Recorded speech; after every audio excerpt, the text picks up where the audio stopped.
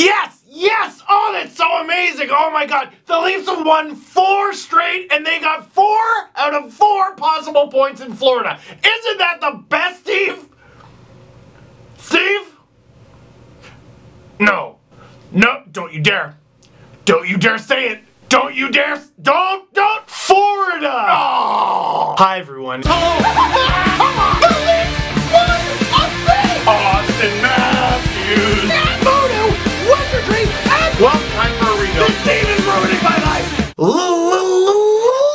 Leafs win 3-2 in overtime over the Florida Panthers for their 4th consecutive win. Quattro formaggio! E come stai? Orologio, lasagna. Half Italian. I'm in a good mood. I am in the last gosh dang LFR of 2016. You know what? We earned this.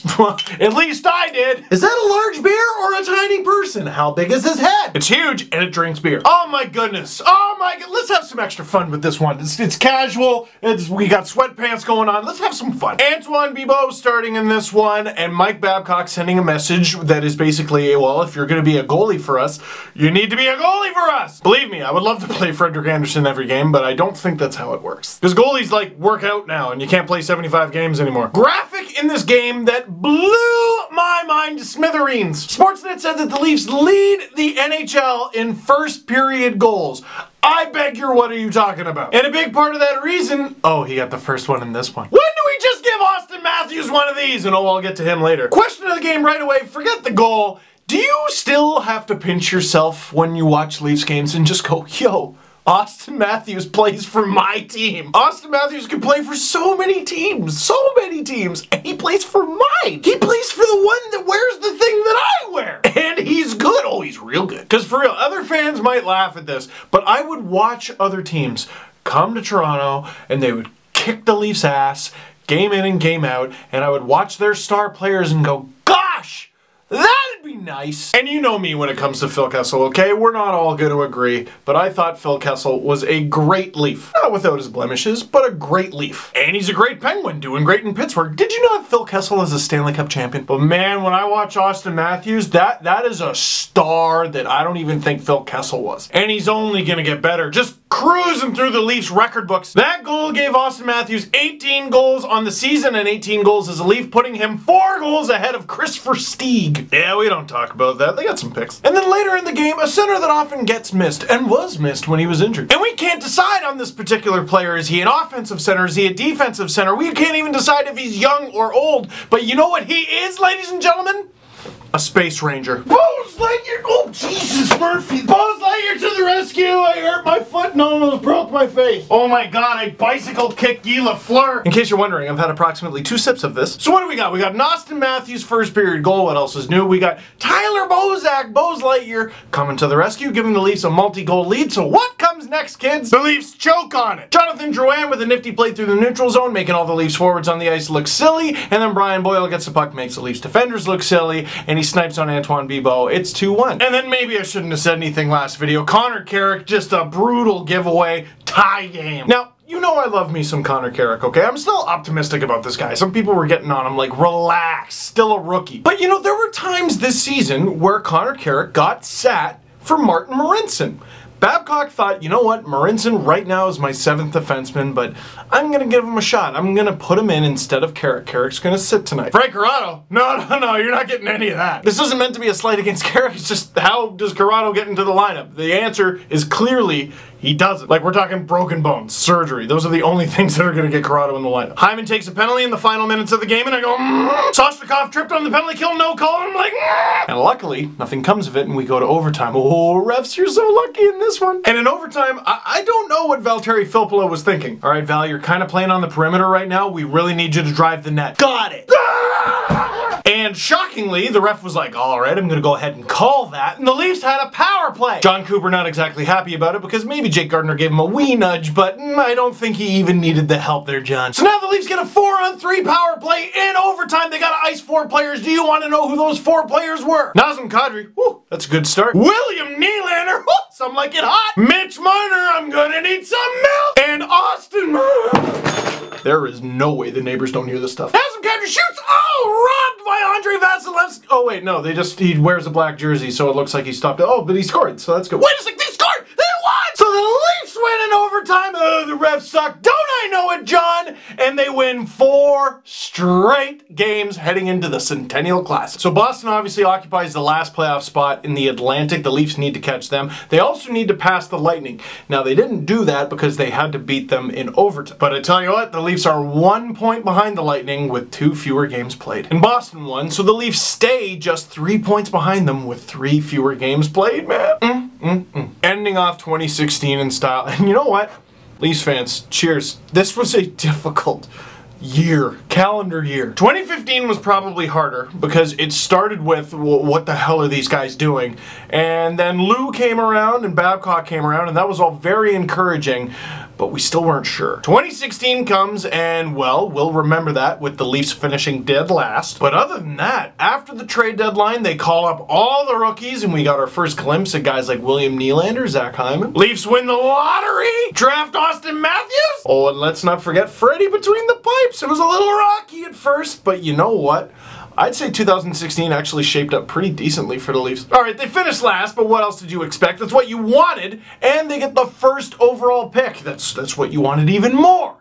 Then they begin the latter half of 2016 on fire. And by on fire, I mean they're not even in a playoff spot, but they're in the competition, and that's not bad considering we expected so little. To bigger and better things in 2017. Couldn't we all use that? Now, Matt Sundin. Apparently I broke news today and I was not aware of that. Because the Leafs roster for the alumni game came out and people were like, what the hell? Why isn't Sundin on there? And I'm like, what? Sundin's not on there? That was especially gutting for me because, well, I'm gonna write a post leading up to the Centennial Classic. I'm gonna do some kind of post. But what it was supposed to be was how my goal for the alumni game, because I got credentials, my goal for it is simply to talk to 2 players.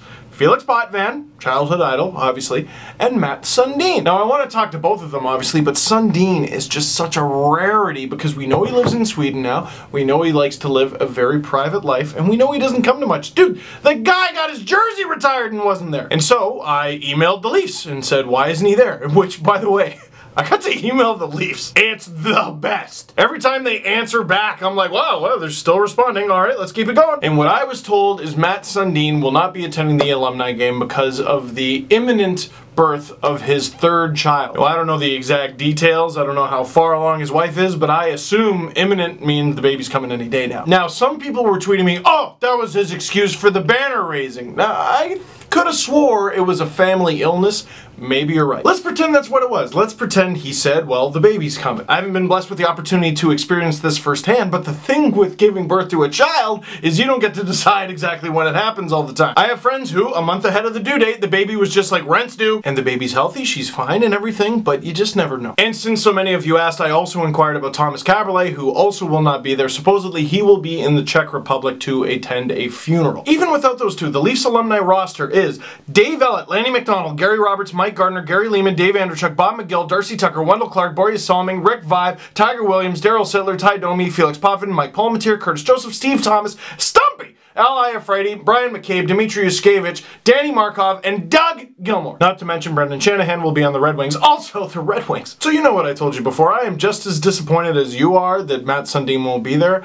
I also think there's a ton of guys there I want to see. And if you have any fun special requests, let me know. I was thinking about talking to Brian McCabe because one of my first ever LFR videos was Leave Brian McCabe Alone when he scored on his own net in overtime. As for Potvin, I don't know. I think I just want to get close enough to smell him. So, reminiscing time. I don't know if this is going to be the last time I'll get to talk to you in 2016. I got a TV hit for Sportsnet tomorrow, so that'll be on the Sportsnet YouTube channel. But in terms of this channel, and in terms of not having to act professional at all because it's my channel, let's talk. Man, I love you guys. This calendar year has been absolutely ridiculous. From the Hockey Night in cinemas and how fast they sold, they were free, whatever, you got it for free. From how quickly the tickets evaporated for that, showing up, having so much fun with you guys. getting the request to do it in Ottawa, thinking there's no way people will show up, and then people show up and the tickets sell out even faster, and then the Marlies playoff run, and just tweeting, hey, meet up in this section, and then like 50 people, maybe more, show up. It's absolutely ridiculous. I never expected this when I started making these videos. Man, I started making these videos because of beer. I made an LFR after the first game of the 07-08 season, and then I thought it'd be fun to do one after the second game, and I made the decision after the third game, pretty much half in the bag, mostly in the bag. You know what? Wouldn't it be fun to do an LFR after every single game? Actually, it was a video after every single game, because I don't think I came up with the term LFR yet. By the way, people keep asking, Leafs fan reaction, give your head a shake. Seriously, the listeners for the podcast are unbelievable. The viewers of these videos are unbelievable. Seriously, if you're new, which I can only assume a lot of you are, the numbers this season are ridiculous. Thank you, and welcome to the freak show, I guess. This TV thing is weird. It is weird. It is fantastic, but it is weird. I always thump that digital and online is the way to go, and I still do believe that, but there is something magical about TV. I walked into a restaurant the other day, and as I walked in, the first thing I looked at was the TV, and I was on the freaking TV! You know how trippy that is? Getting messages from people I haven't seen in half a decade going, hey man, saw your face! And I see how proud it makes my family to see me on there, and my parents, and calling them up and telling them, your son's gonna be on TV. It's really weird, man. It's really cool. And I don't get any of it without any of you. I don't get any of it without the viewers for this, the subscribers, the podcast. All right, is this getting sad? Oh Jesus, shut up and chug. I don't know. I think the reason I'm reminiscing, because I don't think I usually do this in LFRs for the last LFR of the season, but I don't know what 2017 holds. I genuinely don't. I have no idea. I never do. I never know what the upcoming year holds. But this is. What is this? Because sometimes I'll get congratulations on, hey man, you know, it's really cool to see you doing all this stuff, and it seems like they think I'm like cute, like it's cute that I've gotten this far, and part of me is like super resentful towards that, like shut up, I worked really hard for this. And then I get over myself and I go, no, it's genuinely stupid that you're here. This career path is ridiculous. What can I look forward to in 2017? Hopefully you. I hope you stick around, and I hope you continue to be entertained. Are you not entertained? I hope so. As for what to expect from the Leafs, I don't know there either, but damn, they're making it interesting. The one thing for them in 2017 that I can all but guarantee is they're gonna have to get rid of some wingers. I've said this on the podcast many times. Look down their depth chart.